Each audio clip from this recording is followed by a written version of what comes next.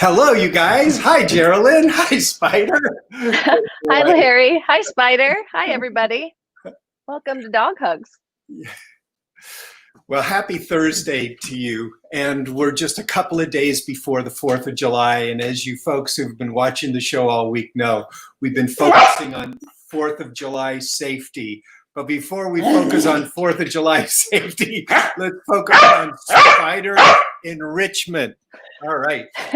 He is demanding his time, is he not? But I mean, look, but in just what? It's been not quite 3 weeks yet? 2.5, 3? Yeah, we've been working on it. Yeah. And takes about 21 days. Sit down. Wait there, buddy. Good boy, Spider. This is his treat ball. There's some treats in. Back. Hey, that's not your job. That's my job. Yeah. Old habits are hard to break when you're a cattle dog. That's right. So there's treats in here, and we're going to put it inside the bowl. And by the way, welcome to the Laundry Lounge. We're going to walk over into the studio. Hey, give me a rest, buddy. Wait. Come on over here. He is fighting for his old job back, which is to direct you. I'll put this inside these bowls, wrap this all up in here, and then I'm wedging this inside of the climb platforms. And so he's got to put it out. Attaboy, Spider. Have at it. They'll probably see how many seconds it takes him today to solve the puzzle. Look at that tail. He loves his job.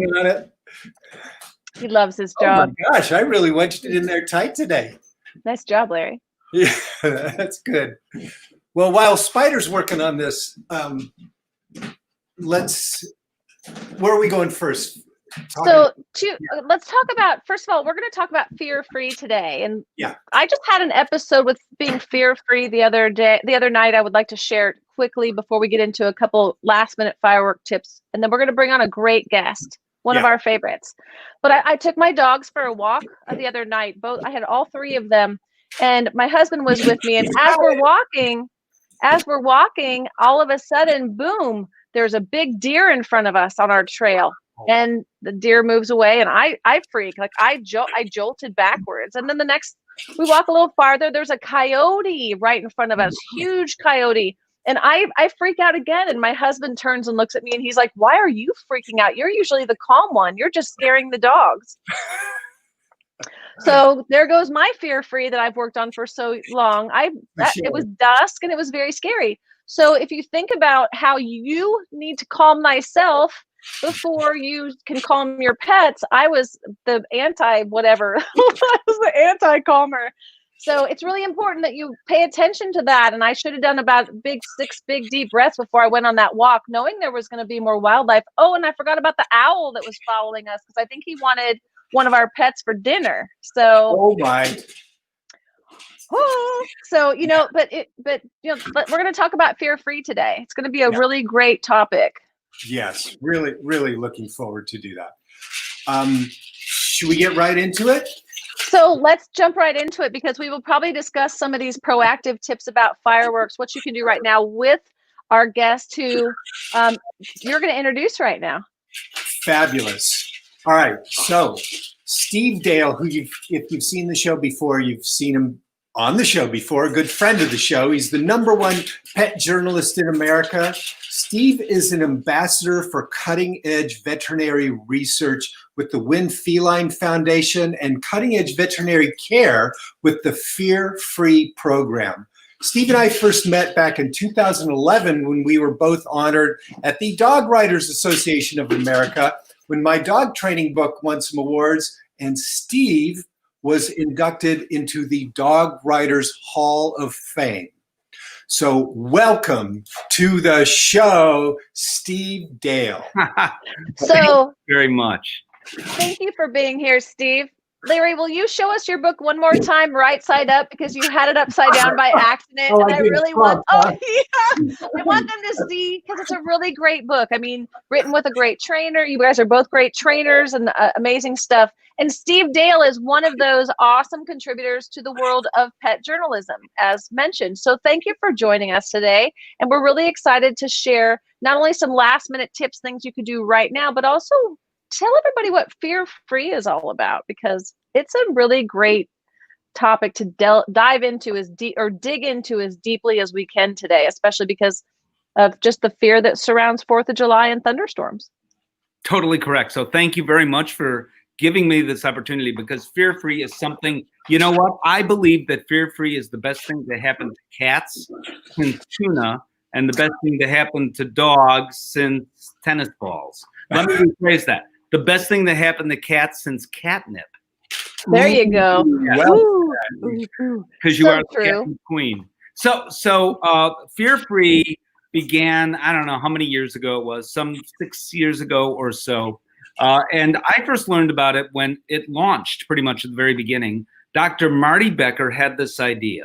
And it was a veterinary behaviorist, Dr. Karen Overall, who really gave him the idea. And the thinking is that we pay attention, or veterinarians pay attention, to the medical well-being of our companion animals. But what about their mental health?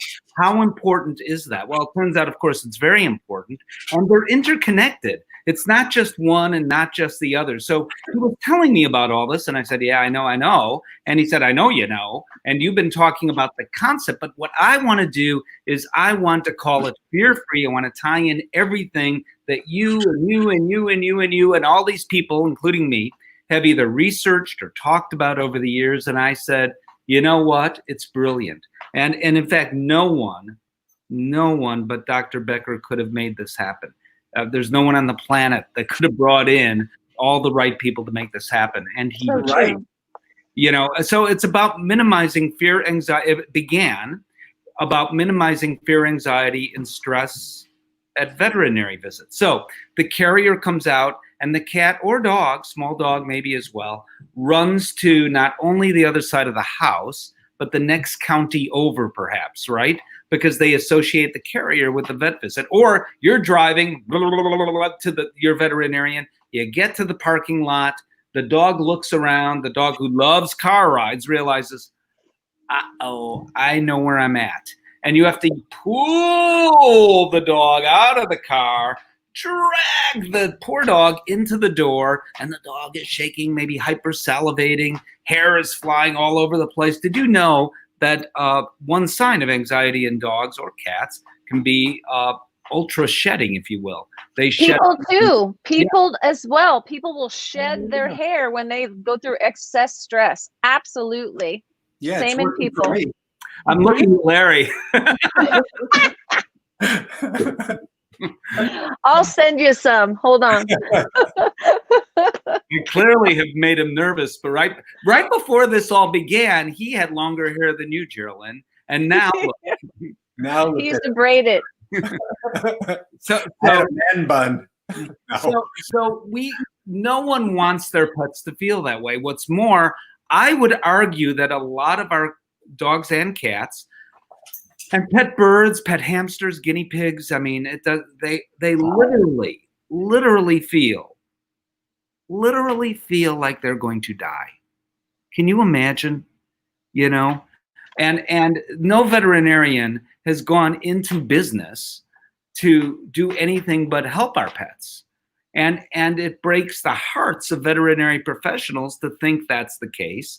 As pet parents, it breaks our hearts. What's more, we know that veterinary visits had been on the decline for a while, and we know the reasons why. This is actually one of those reasons. You know, if everyone around that exam table is smiling and happy, it's usually because the dog is happy. Mm-hmm. If they look stressed, it's because the dog is. And in fact, then what happens? If the dog is, you get stressed, the vet gets stressed, the technician gets stressed, so the dog gets more stressed. You get more stressed, the veterinarian gets more stressed, and it turns out to be the snowball that keeps growing in the wrong direction of what we want to see. And it makes the exam less efficient. It makes it so that person, that pet parent, and I'm talking to you, pet parents, and by the way, if you have questions about anything I'm talking about, and I'll be talking about, I think, fireworks in a moment, feel free to type in those questions. Absolutely. Definitely. Please reach out anytime. But also, Steve, because of that anxiety, the veterinarian could miss a diagnosis that could be the reason, one of the reasons behind why that pet is having even behavioral problems, or maybe it's having problems in the house with bathroom issues. I mean, the list is endless, but what you're saying in a nutshell, that veterinarian can absolutely not give 100% of itself to that pet if it's that stressed going to the veterinarian. And also to layer on top of that, the person being so stressed about the stress, that cycle, breaking that cycle is one of the best gifts you can give your pet. One of the probably 30% of my practice in Las Vegas were veterinarians who called me and said, I will not see this pet again until you train it. Won't let it in my door. And they would have exhausted 5 or 6 vets around Vegas before they finally got to the one that knew me well enough that said, she's your only hope. And so I was able to turn their attitude around. So it's really, keep talking, because what you're saying, I hope everyone's listening. And please ask questions, because Steve imparts a lot of really great wisdom when it comes to different things you can do right now, especially with 4th of July coming up, because this is even worse than your veterinarian visit to your pet. And the one thing you didn't say, and what you did say was perfectly said, very articulate. Thank you. And I completely agree with what you're saying there. Is that if the pet feels uncomfortable, you feel uncomfortable as the pet parent. And if that happens, you may not go back. You may not visit the veterinarian again. And we know that's one reason why visits may be on the decline in some cases. So it's like going to Walmart. If you have a bad experience or perceive a bad experience, you're not going back to that Walmart store. Maybe you won't go back to any Walmart. And that's important, because we know that veterinarians, the best veterinarian on the planet, think now, who's the best veterinarian on the planet? That veterinarian, whoever that veterinarian is, they cannot help pets they're not seeing. So it's really important that we fix this problem. And that's what Dr. Becker began doing when he created Fear Free. And in fact, it's gone way further, I believe, than he ever expected it to go, because it works. It's the right thing to do. And you're right, Geraldine.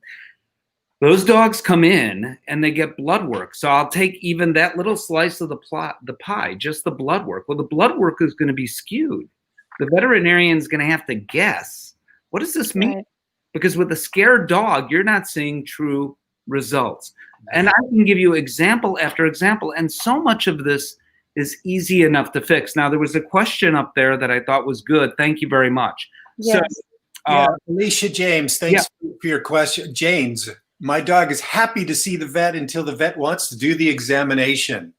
Great question. So what you do is you start the examination at home. Get the pet accustomed to being touched in the ears, touched in the mouth, touched on the paw pads.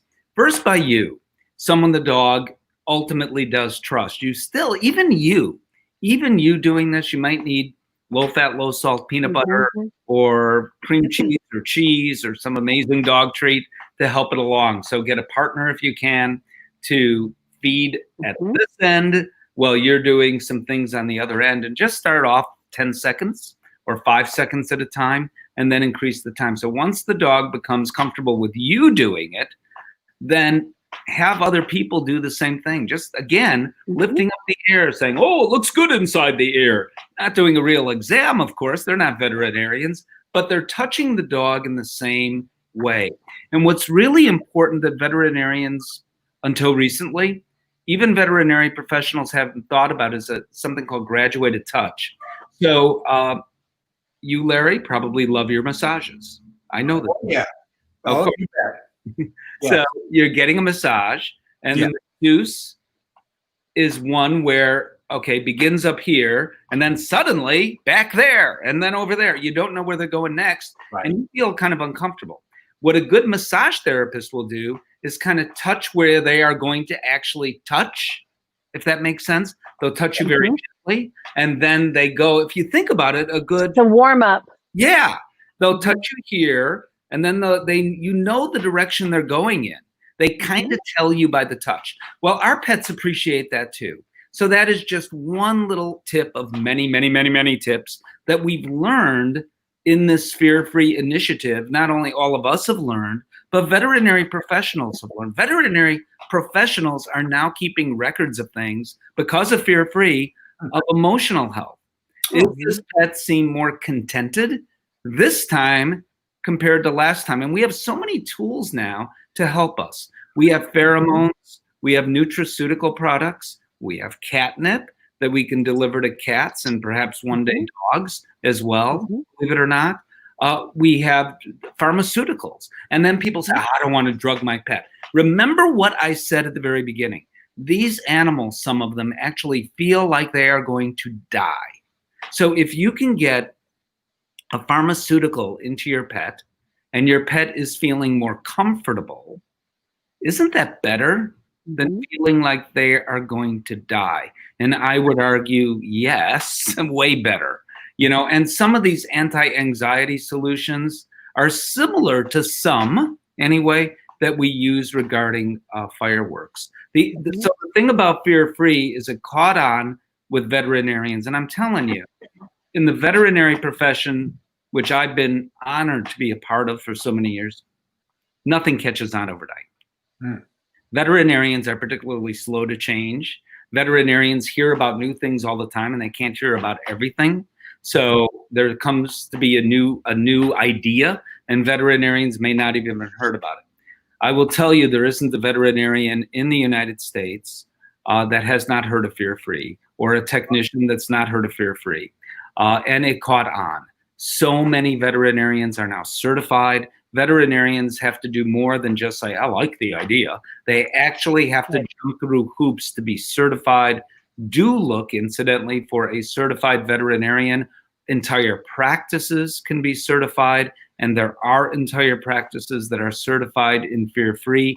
The way of thinking, mental health is as important as physical well-being, because they are indeed, and they are indeed, interconnected. So it took off in the veterinary world, and then here's what happened. Unpredicted. Dog trainers said, Geraldine, I want to be Fear Free certified. So now dog trainers are Fear Free certified. And then the dog groomer said, wait a minute, how about us? We want to be Fear Free certified. So dog groomers are now certified. Animal shelter professionals and for free can be Fear Free certified. Because it should be free to people that work or volunteer at shelters. And it's not really for those folks at certification as much as it is honoring Fear Free techniques and following. It's a way of being, right? Yeah. It's a way of operating around the pet, so that you have 100% certainty that the way you're approaching them is the proper way, or handling them is the proper way for their emotional stability. Yes. So on the Fear Free Pets website, you could see the various Fear Free programs for all the different categories that Steve mentioned. And I've also been honored to be on Dr. Marty's advisory board as well. But I can't say I know the 10th of what Geraldine and especially Steve know about this great program.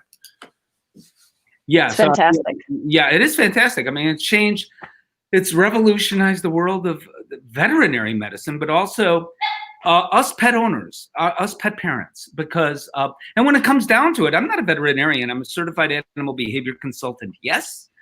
I'm a husband. Yes. I'm a pet parent to, at the moment, a dog and a cat and a lizard. Yes. But it comes down to it, just that pet parent, right? And our visits are different because of Fear Free. I've seen the changes happen, and the changes are absolutely, totally, completely beneficial to our pets in every way whatsoever. I mean, when you can take out a carrier and the cat just runs and jumps in it voluntarily, you know, you're changing by doing that. Yeah. When I first adopted Spider, our veterinarian could barely touch him. I mean, she needed, in a non-Fear Free setting, 3 technicians just to examine him. And one of the accolades I'm proudest of is she said about a year ago, she says, he's now a completely different dog. Good for you. We now perform dog tricks in the waiting room. I could see you doing that, actually. Yeah. Steve, Larry was, or Larry is Spider's third owner. Mm. So, and Spider's not that old. So Spider's been through a little crazy, and Larry's done such a fantastic job helping him feel definitely less fearful. Definitely, which is a blessing. And for most sometimes, oh, sorry, Steve, go ahead. No, go ahead. That's okay. People sometimes go to the veterinarian just to get some treats at the counter. Say hello. Yeah, Just we visit. had it during COVID, but it helps acclimate him to it's not just the scary place. And if I go during a slow time, the folks at the counter will say hello, and they'll even touch him, and we'll do sort of a mock. Oh, let's look at, like you guys were saying, let's look at his ears, look at his eyes. That it's not so scary. I see you next time. Fantastic point. You have to train them to be calm in certain areas. It's just up to you to help present that atmosphere in a way that they can digest it and understand it, and then actually have that reaction the next time they go in. And it takes multiple times. Sometimes it's not an overnight thing. Just like Spider, look how much less he barks now when we have our show, where before he was barking through the whole show. So it's taking time to acclimate him, but he's doing so much better based off of behavioral changes based off of Larry's leadership.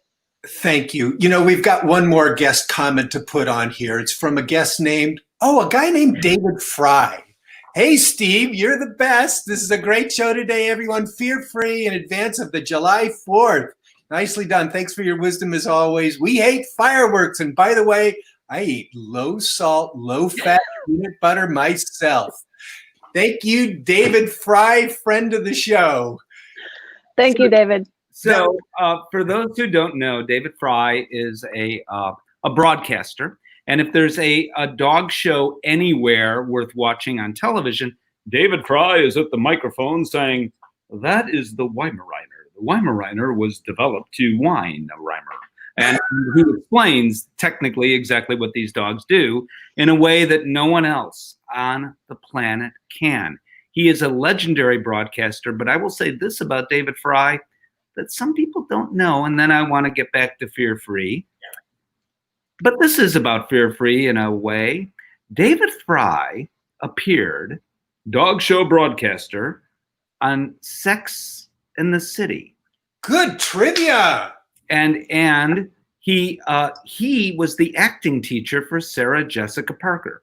So when Sarah Jessica Parker would go, oh, David Fry would say, no, make it like a dog sound and go, roof. And only David Fry could be that kind of accurate acting teacher. And now Sarah Jessica Parker has a career. So if it wasn't for David Fry, piece of history would have been on Broadway.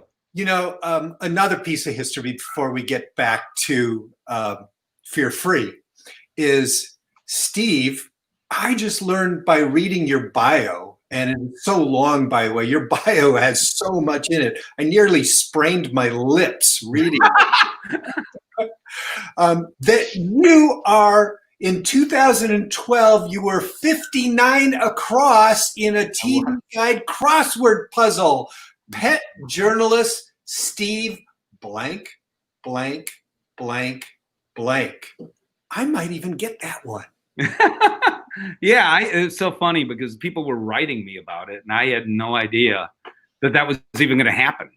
So that was crazy. The truth is, I didn't even know TV Guide was still being published. But don't tell them I said that. We won't. They're working from home and watching this show today. Probably are. Fear-Free has been responsible for a period.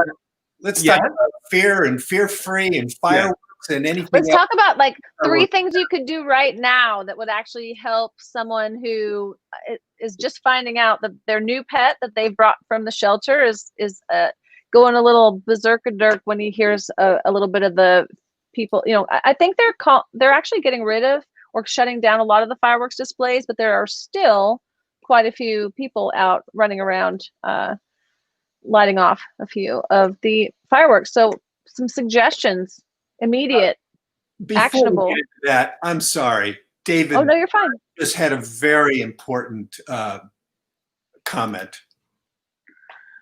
Thank God we didn't have social distancing then. Bravo, David. I Yes, will let him bravo. get the last line in there because Yeah.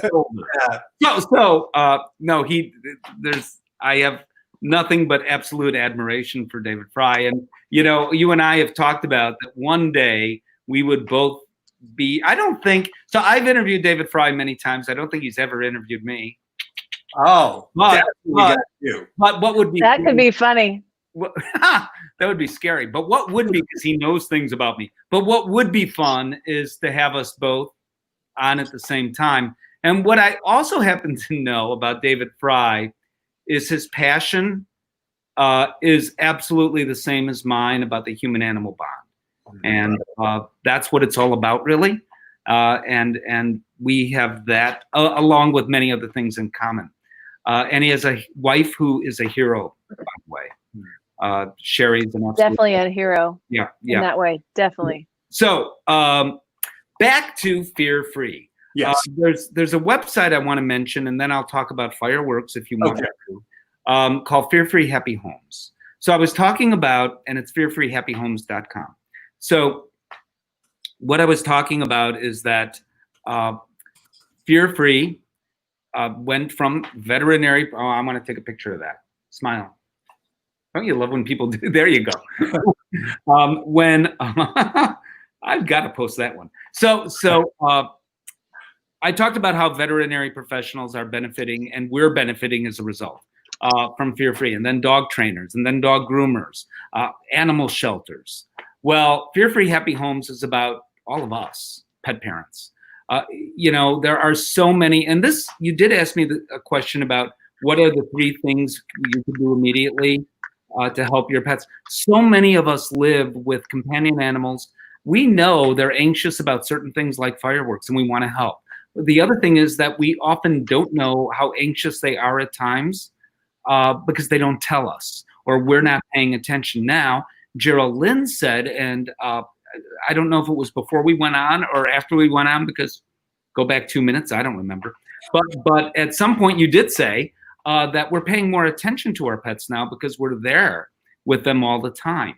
And there's data now to support that that's actually the case. But sometimes we don't know, especially with cats. We don't know, but with dogs too, we don't know always that they're anxious. Cats go under the bed, they hide, that's what they do. Right. So is it because that's what they do? Well, sometimes. Or is it because the cat is really anxious about something like fireworks? So we sometimes don't recognize, and also if it's your own pet, it's harder to recognize. So I know stuff, but yet my veterinarian can tell me things about my pets because she's looking at it from her perspective. She doesn't live with them every day. Geraldine, you can come here and say, because you have expertise in this, and say, oh, well, if you only trained your dog this way, and I knew that, but I never did that, So when you look at things from the outside, you get a different perspective too. And also, the biggest thing of all is there is so much information everywhere now. We are overloaded, and pet parents want information. The problem is sometimes where we're getting that information might not be the best of sources. So I'm sure that the catnip queen right here has heard from people that have said all sorts of things about catnip that you think, where did they get that from? And when it comes to behavior, that is so much the case. There are proponents still of using aversive dog training techniques. There's just so much misinformation out there about everything pertaining to the health and well-being, medical and psychological well-being of our dogs and cats. The thing I like about the Fear Free website that I mentioned, fearfreehappyhomes.com, that's for all of us, is even when I, who knows stuff, write a story. So I wrote a story for them about 4th of July. That story is vetted. It's read by not only professionals, but typically a veterinary behaviorist, and oftentimes more than one person. So it's like a peer-reviewed journal for the public. There's nothing like it. The other thing that I also like about it is there's sometimes free stuff available, and I like that always. But it's and the site is free. There's so much information on there. You could charge people, but Fear Free has no interest in doing that. And I'm honored to write for the site. I'm promoting it. I don't need to. I'm promoting it because, friends, this is a good place to go for information. And we often Google and then you get there. And if it has an EDU after it, fine. If it's a veterinary behaviorist, I'm talking about behavior at the moment, that's fine. But there are lots of sites that just aren't. And there are lots of sites that are, but how do you know the difference? Here, the information is just right. My speech is over. But I worry, and I'm glad you brought that up, Steve. It's Fear Free is a great place to go as a source for your information, because I scour social media quite often looking through groups that are asking for, what do you like for advice? And I'm not sliding anyone who does have some credentials that is answering some of those questions, but I know if they did, they wouldn't be giving those answers. Those answers are wrong, and I feel terrible for the people taking that advice and then finding out the hard way they've gotten the wrong advice. So my advice is to go to places like Fear Free or some other place you trust where the advice you're getting is correct. And if you're asking on social media, then go back and look, he agreed. He agreed. Yeah. Go back and actually check those answers again, get another opinion. Definitely. So thanks for imparting that wisdom. So you asked what's the most important thing we could do or something to that effect. Right now. It's July 2nd, if I've got the date right. I didn't have the date right yesterday. July 2nd and July 4th. And we're already getting fireworks around our neighborhood. We've, last night in the evening, Spider and I, both our ears went up when there was this big boom, and I knew it was fireworks about 15 seconds later, but he didn't. Well, you are leading me down the perfect path, Larry, because, okay, so what are fireworks? They're loud, and they're, to our pets, unexplained. Yeah. So here's a loud, unexplained sound. You yourself just said, I'm walking down the street or whatever you were doing outside, and I don't need to. And then you jumped, If you didn't know that these were likely to be fireworks, you might run for the hills, or hide. And that's what our pets do, because no one has sent them the email that this is patriotic. It's supposed to be good. It's a great thing. They also hear so much better than we do. So the sound that sounds loud and scary to us sounds even more loud, even more scary to our dogs. So it explains, I would argue it's adaptive, even for them to be afraid. So it explains a bit why they're acting the way they are. So they learned to be more afraid. I'm sorry? They've adapted. They've learned to be even more afraid. Well, the word I use is adaptive. It's adaptive for them to be afraid. Yes. So if it were, it's been a long time since our dogs were not dogs and wolves. But if they were out in the wild, whatever that means, they would run the other way, or hide. And it makes perfect sense for them in our house to do the same thing, to either act afraid because they don't know what it is, or they just simply hide, and they're terrified if they're hiding as well. And then layer on top of that, Steve and Larry, the fact that every time you hear fireworks around your house before 4th of July, you get a little snarky about it because you don't want it to happen either. And it's dangerous, especially because it's so dry right now, causes fires, causes all kinds of terrible things. And so if you're stressed out, then on top of it, then your dog smells that you're a chemical cocktail of cortisol and adrenaline. And then the dog goes into hyper protective mode and then goes, I can't protect y'all from all of this. I'm out. Well, I don't know about the protective part, but I do know that they pick up on our emotions. And if you're afraid, that you're right, that just makes matters worse. And if you react like Larry, you reacted, and I'd react the same way outside, then your dog is responding to not only the noise your dog just heard, but also to your response to that too. And I've helped him adapt that it's something he should fear because he's smelling the fear on me. Yeah. So what do you do about it? It's the big question. Yeah. And I would have a different answer if you were to have talked to me 2 weeks ago, because we could have done some other things that either take time to do, Right. or products that take some time to kick in. So at this point, what do we do? And the answer is in part dependent on your pet's level of fear. If your pet, and you might know this from previous years, so if your pet is inconsolable, I think that's the right word. Nothing can be done and that animal is absolutely terrified. The answer is a little different than, oh, the dog just finds a good place to hide, or cat, and is kind of riding it out, seems okay, except isn't really happy about it. Two completely ends of the different ends of the spectrum there. Neither dog or cat is happy about it, but two different levels of fear.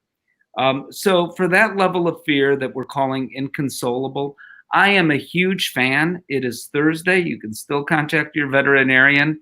There is and I don't like to say drug names that's fine. Video, but I will in this case, because there's only one drug that's labeled for this purpose. It's called Celio. But it's a pharmacological product, so you absolutely need your veterinarian to get it in the first place. What's right for one dog isn't right for all dogs. That's the next thing. And it's labeled for dogs and not cats. But this product is specifically labeled for noise aversion. And for the dogs that are at that level, where some other things that I'll talk about in a moment probably aren't going to help, and you know that from past years, make that call before the weekend happens and the fireworks become more prominent than they are right now. Sileo. Sileo. It's the Zoetis is the pharmaceutical company. And what you do is you put it on the lips, actually, of the animal, of the dog. Intramucosal is the fancy word for the way it's applied. But it really does work, and it can be helpful for those dogs. Do all dogs need that? No, they don't. There are all sorts of nutritional products, nutritional supplements, or what's the word that I'm looking for? Nutraceuticals. Thank you. Yes. Woohoo. Yes. Nutraceuticals that are available. Some of them may not have time to kick in at this point. One is called Zylkene, and that doesn't need to take a lot of time. So, Larry, your great-grandmother, I'm sure, said, "You're worried about things?" I'm sure she sounded just like that. "You're worried about things? I want you to take a warm glass of milk at night before you go to bed." So she was right. And this has some of the same products that warm glass of milk had to help relax, in this case, the dog, not you. It's an amino acid called L-tryptophan, or 5-HTP, L-tryptophan, which is I still take to this day to help me sleep at night. That's also available. They have it in turkey. It's in turkey meat as well as, I think, bananas. But I know warm milk is the old adage of that's why. Yeah. Yes. I don't know if they have it in turkey. Oh, you mean in turkey? In turkey meat. Oh, sorry. I have no idea. I said that wrong. I'm sorry. Yes, that's why you get sleepy after Thanksgiving meal. If you eat a lot of turkey, the tryptophan is what helps calm you, relax you. No. I have it in Romania too. In Romania, it doesn't work. In Turkey, it works great. You're never going to have me on again. I know that. So that is one. Zylkene is the way you spell that one. Okay. Zylkene. Okay, here we go. Now, the other thing about these dogs that have fear of fireworks in many, not all cases, is they have other anxieties as well. Thunderstorm anxiety may be one. May have fear of car rides, may have fear of loud noises in general, on and on and on. If that is your dog, then there are some things that perhaps you should consider doing, not only regarding the fireworks, but regarding anxiety in general. So there's a product called Calmer Canine, and it uses electromagnetic fields. It's wonderful.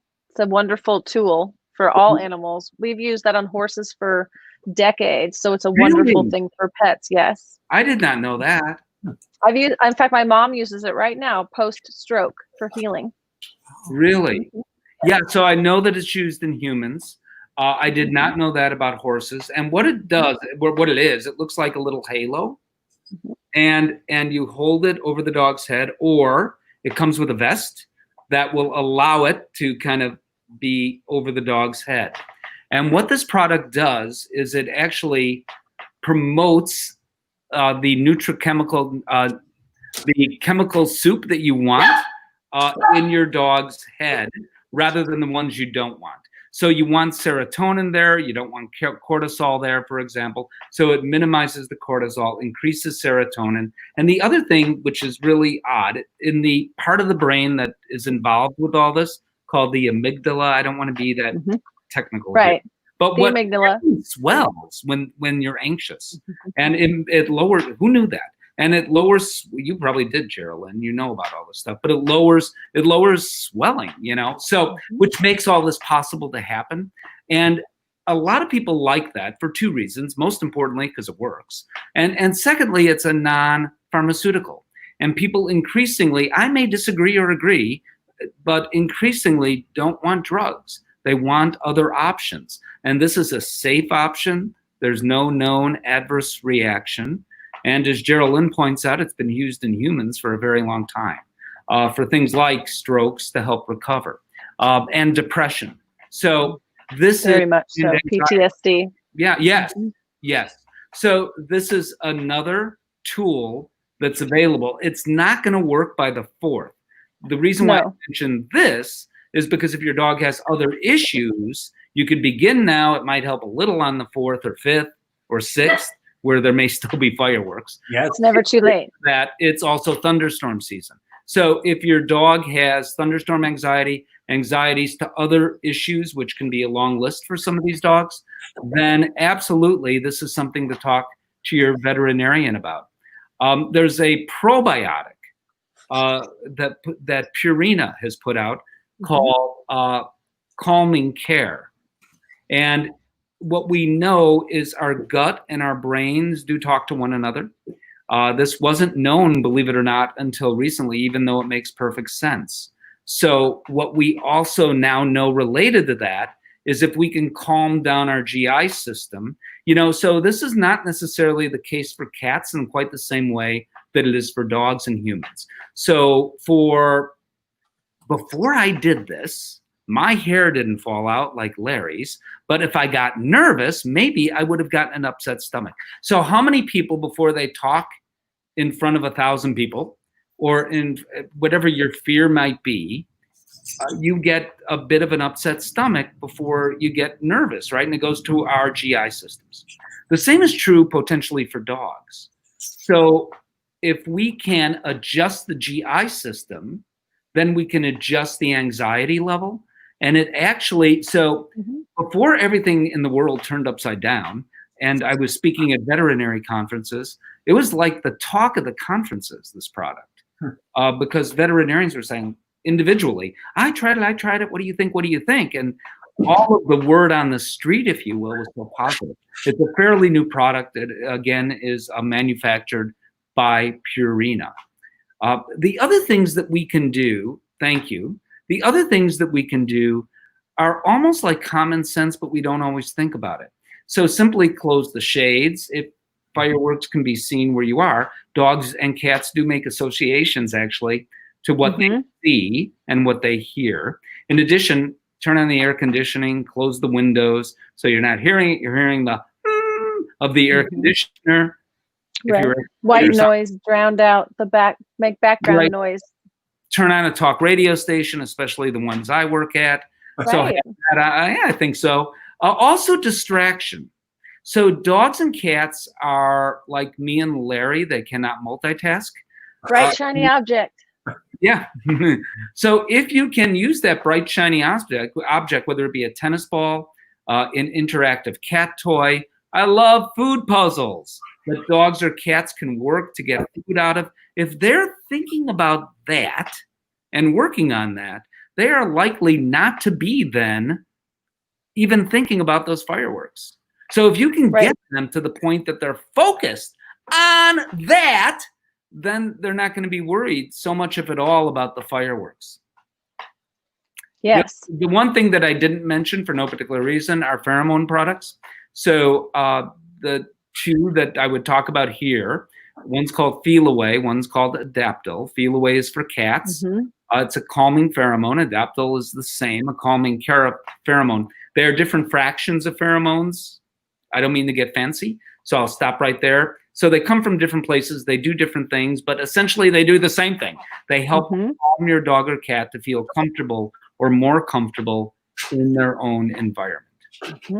Which is so important, and it's what our job is as pet owners in our pethood, helping keep the peace so that we keep the harmony. They don't feel threatened. We can bring to them the joy that helps extend their lives, because every time we have this hiccup at 4th of July, we take a few years off their life for a few days, a few months, whatever it is. We don't want to give that up because we love to have every single day with our pets living their best life. Alicia Janes has another question. Does calming care work for car rides? Is this a tablet? So calming care, and I know I rattled off a bunch of products, so I apologize. Calming care is the probiotic. So what you do is you sprinkle that on your dog's kibble or moist food, whatever you feed your dog. It comes in a little sachet, and you just sprinkle it. You open it up and you sprinkle it on the pet's food. And it's a powder. Yeah, well, it's a powder, kind of powdery. I mean, I've used it before, and it's kind of it's not like a fine powder, but it's like a powder. Right. Yeah. And for most dogs, or all dogs I've heard of so far, there's not been an aversion to dog. I'm sure somewhere out there's a dog who doesn't like it, but I've never seen a dog not like it. Same here. So yes is the answer to the question. If your dog is anxious about car rides, this can help. There are other things that would help car rides. Thank you for that question. Definitely. Yeah. So what I would also do with car rides, I would minimize the anxiety by using products like this. But at the same time, I would desensitize and counter condition as well, which is, I'm not going to go through the whole process. And you know this, Geraldine, probably better than I do. What you do is you put the dog in the car, either feed the dog in the car, throw a tennis ball, one door through the other door, have the dog have positive experiences around the car, in the car, go nowhere. Then have the dog in the car, start the engine, but go nowhere. Then you go maybe down the street or down your driveway. Around the block, right? Down your driveway. So when Steve talks about desensitizing, so instead of the car being scary, it's now not scary. And then when he talks about counter conditioning, he's referring to it, not only is it not scary, but it's super cool. Right. So desensitizing and counter conditioning. Yes. Yeah. Any other questions? From the audience, but we do have a comment from my good friend Scott Kaiser. I could see Larry's ears go up like Spider. Yes, they are. Come on, Spider. Hey, Scott, it was really great one, Scott. Scott and I, together with some other friends of ours, we have a weekly call on Wednesday nights. Love it. And all the dogs too. Yeah. Like Spider. So, Spiders are mascot. Right, exactly. Oh, Alicia, this should stop the screaming. Wow, the screaming. Ouch. Sorry you're having to deal with that, and sorry Holly's having to deal with that, Alicia. Thank you for letting us know. I would definitely go to my veterinarian and see what's going on. And a veterinarian behaviorist would be ideal, who may have some insight into the screaming. Yes. So Steve, who's your shelter shout out for today? Anti-Cruelty Society in Chicago. What they've done, they've said, all right, if you are have someone in your household that has been diagnosed with COVID-19 and you don't have a friend, a relative, or a neighbor that can take that dog, and you're not able to keep that dog or cat, for the time being, we will take that animal. They've also gone into some neighborhoods in Chicago very recently that need help because the unemployment rate is so high. And they're helping by providing pet food. They're also supporting pet food pantries. And of course, they're doing all the things that any shelter does, and that is they're adopting out dogs and cats the best they can. Wow. It sounds like they may have a foster program as well. They do. Wow, what a great organization. As does my wife. She says, I'm available for foster anytime. Have you cleared that with your animals? She's praying for the foster failure. I don't know. I don't even know what that means. I say things. I don't know. That means they keep you. They don't bring you back. Yeah. They don't want to keep me, and unless it's mealtime. There you They go. don't want to keep me. Steve, we love expressing gratitude on the show. By the way, I'm really grateful for your beer mug that you've turned into a coffee mug there. It's actually green juice. Are you drinking coffee or green juice? Green juice in your honor. I got my green juice right here. Yeah, My green we're juice. doing it. We're doing it together. Very good. It tastes so good. It sure does, doesn't it? Yeah. Well, whatever. Yeah. We love to express gratitude and blessings on this show. And is there somebody in your life or in the world today who you want to extend some gratitude or a blessing to? I don't know. I suppose all the veterinary professionals that have been on the front lines. There was a concert, I forget what it was called, maybe a month ago at this point, that was on. It was on all the networks. And in between the performers, people came on and talked a little bit. They had frontline workers out there. But among the speakers were Michelle Obama and Mrs. Bush. What's her first name? Barbara. Laura? Laura Bush. Oh, Laura. Yeah. I met Barbara Bush once, actually. But Laura, yeah. Laura Bush. And it was Laura Bush who said, first words out of her mouth, Michelle Obama's thanked some medical workers, etc. And then it was Laura Bush's turn to talk, and then Michelle Obama, then Laura Bush. The first words out of Laura Bush's mouth were, I thank veterinarians. And I'm sure she would add, if she knew, to veterinary technicians as well, because they have been heroes through all of this. So I suppose that's where my gratitude would go, along to with my wife, just for tolerating me, and my mother, because that's what they say on all the award shows. Am I getting an award, by the way? Yes, you are, Steve. You're getting the Dog Hugs Third Time on the Show Trifecta Award. Okay. And it's not a short award. I promise it's really tall. Yeah, if it were short, it would be like me.